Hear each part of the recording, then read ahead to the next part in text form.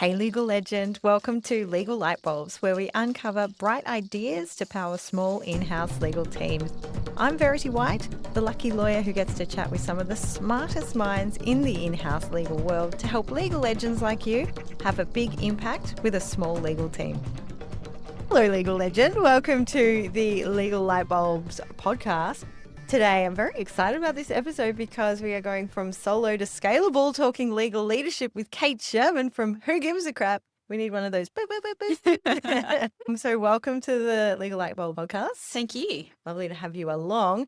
It's quite a mindset shift to go from being a lawyer in a legal team to becoming head legal beagle at, an amazing company. Could you take us a little bit through that journey and what surprised you the most? So the biggest thing that surprised me was that I knew more than I thought I knew. Oh, we love that. So I had always wanted to be an in-house lawyer, but which was to earn my private practice stripes. That is so interesting that you always wanted to be an in-house lawyer, because I feel like I don't know if that's a traditional thing to want. But Probably not. And I didn't even know about in-house law when I first started, but I did a paralegal program at Cadbury.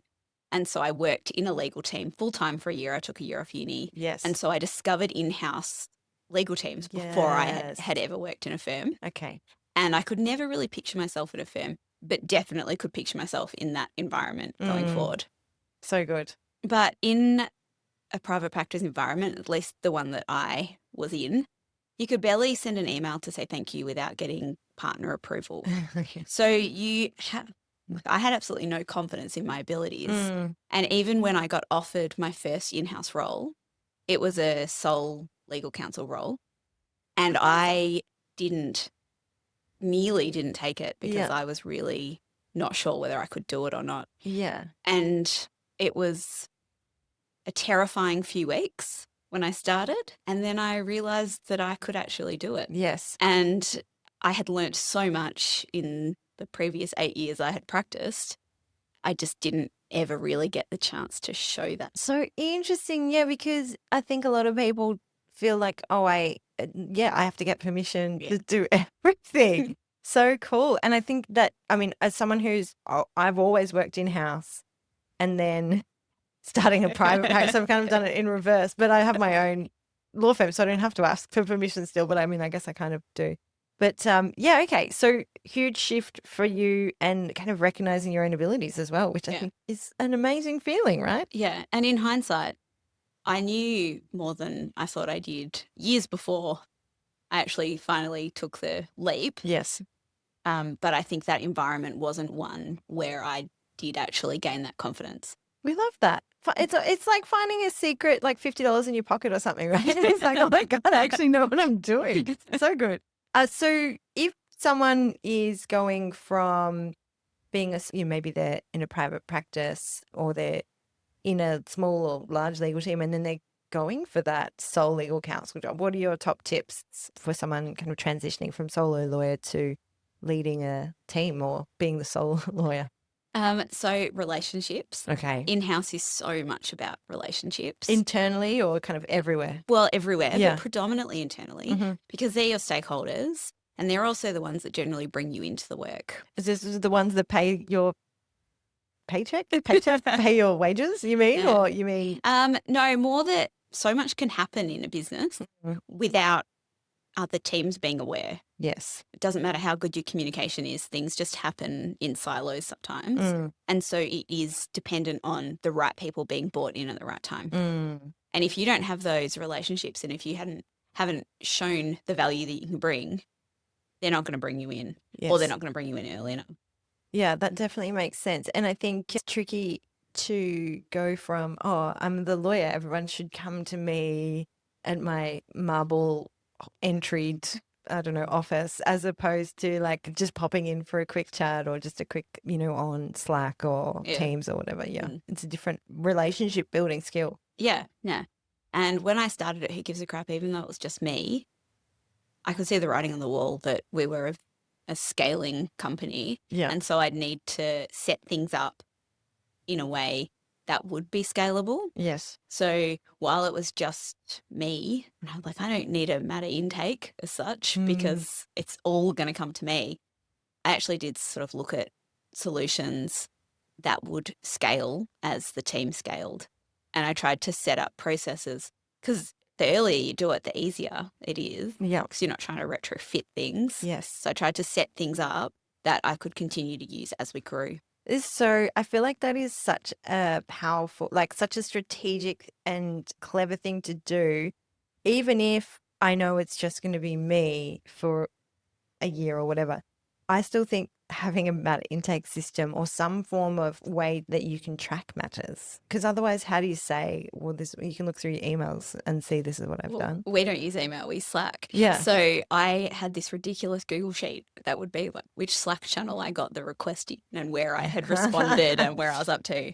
And so even though I was managing it because it was just me, Yeah. I was like, there's no record keeping. There's not sort of a central source of truth. I can imagine a few lawyers kind of freaking out with like, what do you mean? What do you mean you don't email? What do you mean? And I remember seeing, like, I think I did back in the day when I was Office 365, very carefully filing emails. You know, you have your different folders in this immaculate system. Now it's kind of just, I mean, I don't have that. We don't need that much structure anymore, I don't think. But yeah. And also I discovered how easily you can search for emails.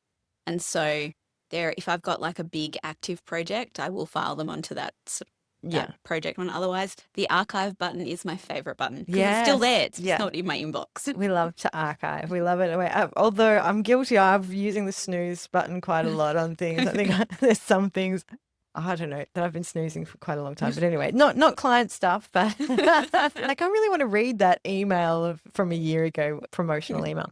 So top tips for transitioning, you said kind of relationships. And you said you saw the writing on the wall. Now, imagining who gives a crap, I'm almost taking that literally because I can imagine them writing things on the wall. But how did you, apart from the obvious, because a lot of people might be like, hang on for dear life, this company is going to get really big and I'm going to get really stressed. But and you said you saw the writing on the wall, but how did you know? What was that writing on the wall moment that you were like, oh, this is going to get big? I'm going to get swamped. Like, because I feel like not everyone has that cleverness or maybe that level of insight. So the business was at about 50 people when I started.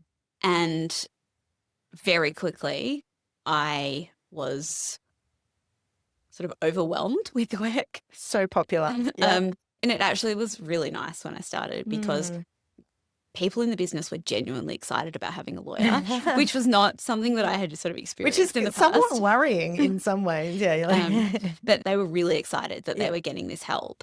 And when I first started, I only worked 2.5 days a week. It quickly went up to 3 days a week, then 4. Okay.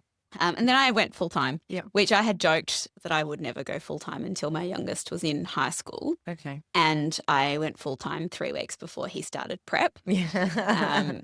But because of the flexible nature of the work I do and the company that I work at, it was my choice. Yes. And it was something that really made sense. But I did get to the point where I couldn't increase my hours anymore. Yes. And I wasn't willing to just keep working more and more and more. Thank goodness, because I know a lot of people do. So, okay, that moves us into our next section. You know, instead of, I know you've also grown the legal team and grown I don't want to say non-legal team, but the legal professional, like your team of experts, your cross-collaborational team. So you've built out that team, but you've also invested a lot in tech and strategic projects. So how did you, again, it's kind of that seeing the writing on the wall or some approach that you've taken where you're like, actually, no, I'm going to use tech to build out this legal team. So it's not me slogging away at bloody midnight. Yeah, so I got to the point where I was pretty much tapped out and I knew that at that point, I wasn't able to get another person in my team. Budget also, it was still very new. It was a new team and I don't think I had sufficiently shown what I could do and the benefit of sort of increasing the team. Yeah, okay. We were still a startup, so fairly resource constrained. So I had to look at how I could do things more efficiently. And one of those things was I looked at where I was wasting time. And one of the big things I was doing was I was constantly having to get more information from my stakeholders. And so even just setting up matter intake forms, which was quite difficult in terms of upfront time. But the benefit of doing that saved so much time because I was no longer having to chase up that information. It was all provided to me. Yeah. So I had to sort of think outside the box a little bit and think, well, what can I do that doesn't involve people? Yeah. Another thing, and this was a little bit later, this was once I had a second team member and we started to face the same situation again. We set up self-serve contracts for our basic contracts. It meant that the contracts could be created without legal input and we would do a quick review, but it meant that we weren't that bottleneck. And it also provided a little bit more ownership from the business themselves. And I just find if they've got a bit of interest in it, it becomes a two-way relationship and it feels like you're working together a little bit more. And so, if they care about the contract getting signed or doing something. Yeah, perfect. And an interesting, I guess it's that tipping point of when do you want to be across some types of matters and that kind of all magical low-hanging fruit where it's like, oh, this is I hate to say it, low value legal work because I think that all legal work has value. But yeah, you made that assessment yourself or it was just the volume that came through or again, what was that decision-making process? Well, it was our standard contracts. So 80% of our contracts are things like NDAs, services agreements, influencer agreements that are our documents.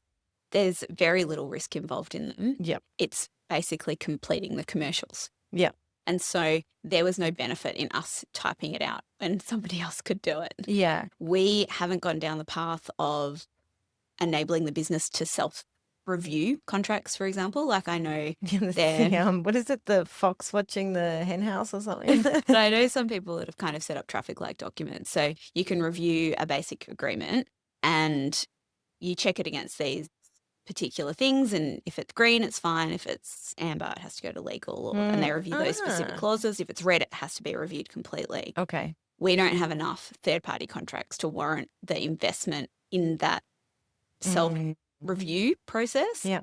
But for us to not have to create 80% of the contracts that we do has freed us up to review the remaining 20%. Yeah, perfect. And on the matter management setup, so that was kind of when you started that when it was just you. Having done that for a large legal team when I was back in-house in telecommunications, that's an interesting process. And it's kind of something that it can, the first time you do it, I think it's quite, as you said, really time intensive. But I almost feel like everyone should do it in-house if you haven't set up a matter management system. It can be really powerful. I mean, what are your thoughts now that you've gone through that process? Well, I made a big mistake. Okay, here we go. We love this. I didn't really understand the problem clearly enough. I knew it from my perspective, but not from the business perspective. Yep. And I got blinded by the bells and whistles. Okay. And it wasn't until I was actually implementing that I realized that it didn't solve for the real problems that we had. And then 12 months later, we made the decision to move away from them. Okay. By that stage, it was significantly easier. I had a second person who could sit in the demos with me. I definitely understood the problem more clearly by then. And we had learned so much in the setup process. But it was a tough lesson to learn. Yeah, I mean, it's a tricky one, isn't it? Because there's so much around building the use case and kind of building this is what we want it for. But then, and some things in tech do, as you said, shiny, but they do look really useful and you think you might, maybe I will want that extra thing. Yeah. So going forward, what have you changed your approach around tech or kind of how has that changed your approach? So I spend far more time working out what the problem is and getting all the stakeholders involved at that point, not just going, oh, I think this is the problem, this is the solution that will work. Yeah.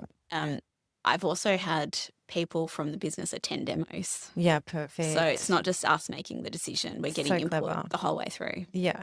And so that's you saying, hey, I think this is a problem. If we do this, would that make your life easier? And that goes back to that amazing relationship that you've been building as well. Yeah. So good. And so I feel like you've actually almost trained a lot of your stakeholders to expect tech-led solutions from you. How is that? I mean, has that just happened over time or do they just come now and they're like, okay, here's budget. Like, we know you're going to ask for this much money every year or something. Oh, I think the big one was we tailor the solutions to the pain points the business experiences, and then we make sure that those solutions also help us. But if it's not going to help the business, there's no point in us doing it because it's never going to get adopted widely. And I think really just showing the business the value of these initiatives, I started small and sort of added it incrementally. So it wasn't asking for this massive budget at the start, but when they see the benefit of it, it's much easier to get those incremental increases. And I suppose, you've got some proven wins on the board, but then also your integrity in saying, hey, this one solution that we came up with didn't quite work out, but we've got this one now. I feel like that would have built you up some good credits, or like they would see you so positively because of that. And we have a Slack channel called Brilliant Fails. Yay. And you share the things that you've failed at, but what you've learnt. And I actually shared it there, and I had some really amazing feedback. And somebody in one of our other teams actually came to me and said that they had chosen the wrong platform and they had been trying to make it work. Yeah. And by sharing our learnings, because I'd shared it once we had already moved across, they had decided that they were going to cut their losses. What a win. Yeah. That is so good. I mean, this is a thing that I think every time we do share stuff, we're like, actually, I stuffed that up a little bit. But yeah, everyone learns from it. Yeah. Amazing. So budget, very important. You've shown the value. And is that kind of the main tips on how to get budget? Show solve the pain points of the business. Obviously, they're not going to listen to you if you're like, this is going to be great for me, but I don't know that's going to do much for you. It's going to be more work for you. But I mean, what are your other tips about going for budget or asking for budget? Budget. It depends on who you're trying to get the budget from. Great response, yes. And what they want. So for me, it was data. I needed to show basically what the return of investment was going to be. You actually helped me quite a lot with that. I like that.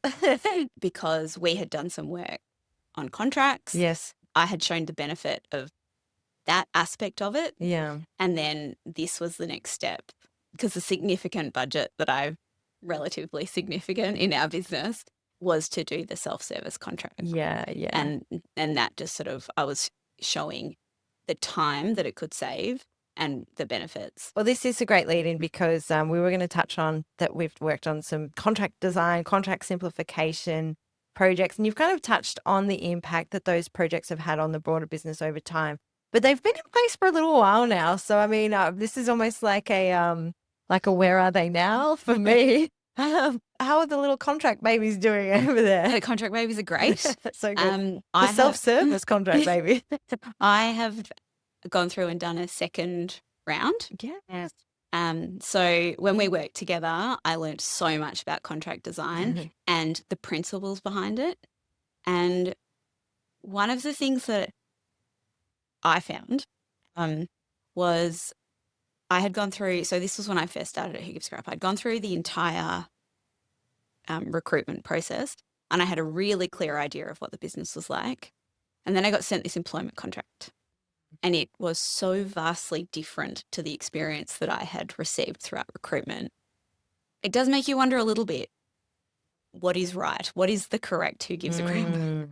And so one of the things I did once I had learnt about contract design, I redid our employment contracts because we want that to reflect who we are as a business, and so that our prospective employees feel confident that they're coming to work at the right place. Yeah. And that is by using plain language and making it fun, because that's really important for us as a business. That's so good because, Who Gives a Crap has such incredible brand values, and to be able to extend that brand promise through every touch point is so important. And I think so this is the thing, I see it all the time. Lawyers forget that their contracts can be fun or can be really powerful tools. And the contracts that we worked on together were the NDAs, services agreements, and influencer agreements, our sort of core suite of templates. And they are often the first experience that people have with us as a company. So they might be customers or know the brand, but actually in terms of working with us, the contract is the first thing that they see. So if they're presented with this unintelligible slab of text, it's not going to provide you confidence in that working relationship. Mm-hmm. And we had so much fun doing the first round. And the second round, all I've done is I've updated our branding and I've put a little bit more visual element to it. So good. And really pared them back. Yeah. So I think it's one of my favorite things about any kind of contract design project is how confident people get with the contracts, and like they feel like, I don't need that clause. I don't need this. You feel really clear. And we did have a lot of fun. I don't know. I mean, I still love the fact that we put in the playlist, the boilerplate playlist. Which that is definitely still there. I'll put the link to that in the show notes because there is a playlist on Spotify. Sorry, I'll let you explain. Explain the boilerplate playlist. Well, I mean, I can, but it was your idea. Yeah, it's a team effort. It's a team effort. So the boilerplate, they're really important parts of a contract that often get overlooked and people skim them. I know I've been guilty of it before. You kind of run your eyes over it and you're like, yeah, that's normal. You created a Spotify playlist, one song for each part of each boilerplate clause, and then named them accordingly. Yes. So every single heading in the boilerplate that you would traditionally see was a song title. You know, we had I'm a Survivor by Destiny's Child and Signed, Sealed, Delivered. Yes, one of your favorites. There's some very fun ones in there. But yeah, I still love that. I'll share the link to the Spotify playlist up there. And this is the thing of what I loved about working with Who Gives a Crap, because it is a really fun company. It's a scaling company. It's growing. And like any in-house lawyers, I know from time to time, you know, you do get, I would say, lovingly dumped with a new project or lovingly heaped upon like, oh, by the way, we're pivoting this entire new thing and we need your help to figure out how to do it.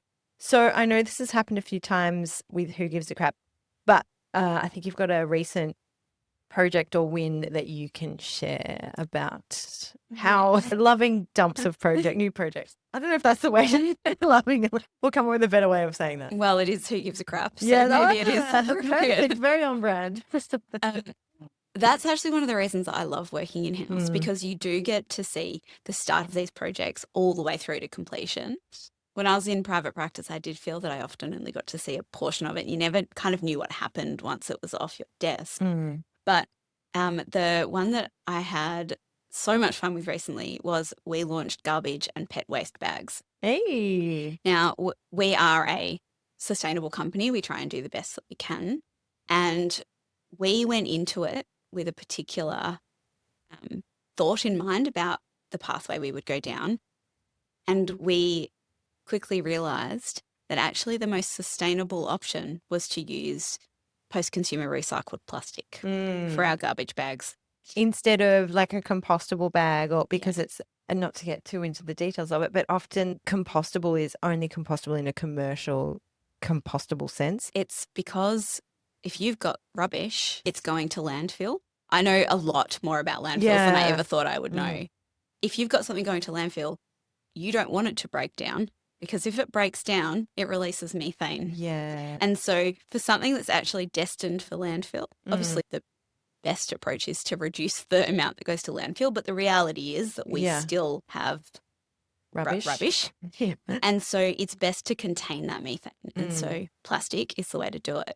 We chose to use plastic that was already in existence and would otherwise get thrown away. And so now it is still getting thrown away, but it's getting thrown away in its second life form. Yes, so good and very topical on the ACCC ocean-bound plastic glad bags. Yeah, anyway. And then we do have food and scrap waste bags that are compostable. But that was... These are the fun things that you get to learn in like, really, you become like an expert in methane. Yeah, and I learned about the different types of landfill and that some of them you can have compostable things, but the vast majority don't. Yeah.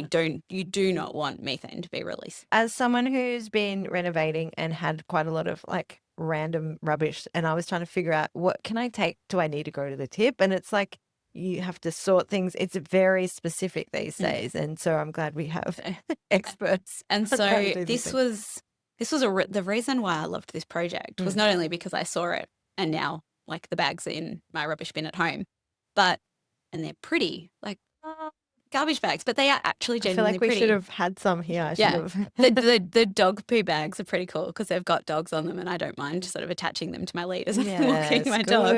good. But it was a really big. So first of all, we wanted to make sure that we had substantiation for all of the claims we were making, and because Yeah. we were deviating from the path that we thought we would, there was a lot of work involved in. And then it was a consumer education piece because, again, in the same way we thought it, a lot of our consumers also thought that compostable would be the best way. And so we had to really think about how we would best communicate that and to show why we had made the decision we had. Yeah, it's, I feel like working for such a transparent brand that is so eager to educate and almost like so patient in educating as well makes your job a bit easier as well as a lawyer, do you think? Because you do, everyone wants to be open and honest and transparent. So I feel like that is the dream in some ways. And that is one of the things, I was in a meeting today, and this is before it's even had exec approval, and they're talking about the claims that they will be able to make and what substantiation is required. Perfect. Because so well trained. We know how important that is. Yeah. Oh, that's so good. Well, we've got a few more questions. I want to do the lightning round with you. Are you ready? Yes. It's very exciting. It's very fast paced. It's not that fast paced, but we're going to go through the lightning round. So what is your current go-to productivity tool or habit that you are loving? It's an oldie but a goodie, the Pomodoro method. Ooh, cheeky Pomodoro method. Yeah. Explain So those who have not. It is basically where I use an app called Forest. I set a timer on my phone, and it stops me going into my phone for that time. It sets a timer. So I am focused on a task for however long I've set the timer for. The reality is you just can't have sustained attention on things for too long, particularly when you're doing deep thinking, which we often are. And so I get a little alert, my tree has grown. Oh my and then God. I create a little forest. And then that's my cue that I need to stretch my legs or just go and get a glass of water or take a little break.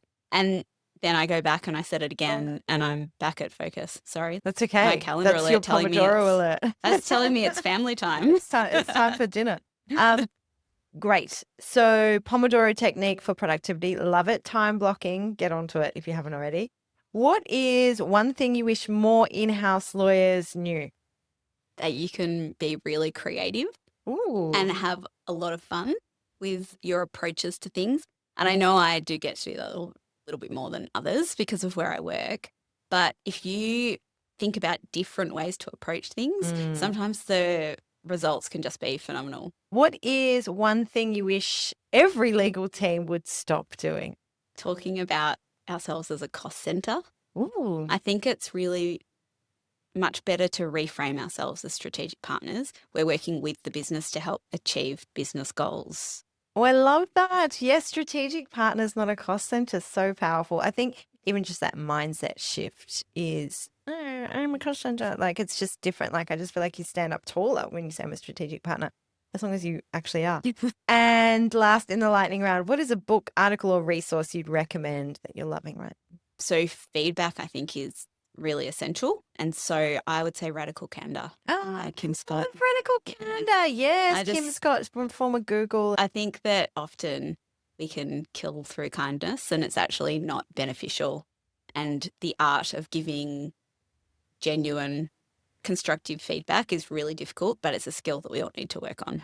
So good. I love those resources. Okay. And now we do like to end every episode by asking what's sparked either your interest lately or something in your career that's given you a legal light bulb moment that might help out other legal legends. What is a legal light bulb moment that you've had about the law or lawyering in general? I think that the rise of tech and AI actually makes emotional intelligence even more important. As technology is handling sort of more and more tasks, I think the uniquely human skills, empathy and communication and relationships, it becomes even more important in being an effective lawyer and business partner. Yeah, so true, because getting the tone right, it's really hard. Fantastic. Well, thank you so much for coming along, Kate Sherburn from Who Gives a Crap, Head Legal Beagle. You can find Kate on LinkedIn. I'm sure she would love to have a chat with you. You can see her at conferences. Her amazing pink hair is generally how you find, unicorn hair is how you find her, and bright dopamine dressing. Thank you so much for coming along. Thank you for having me. Huzzah! Nailed it. Let me stop recording the audio. That's it for this episode of Legal Lightbulbs. You'll find all the good stuff in the show notes, including links, resources, and guest details. If something sparked an idea for you, please share the episode with a colleague or connect with me, Verity White, on LinkedIn, and let me know what resonated. It really helps me shape the show for other legal legends like you. Legal Lightbulbs is brought to you by Checklist Legal, a B Corp certified commercial law firm helping small legal teams in big brands modernise and transform the legal function to do business better. If you're thinking about kicking off your own transformation project, book in a chat today and let's make sure you kick it off on the right track. Until next time, happy contracting!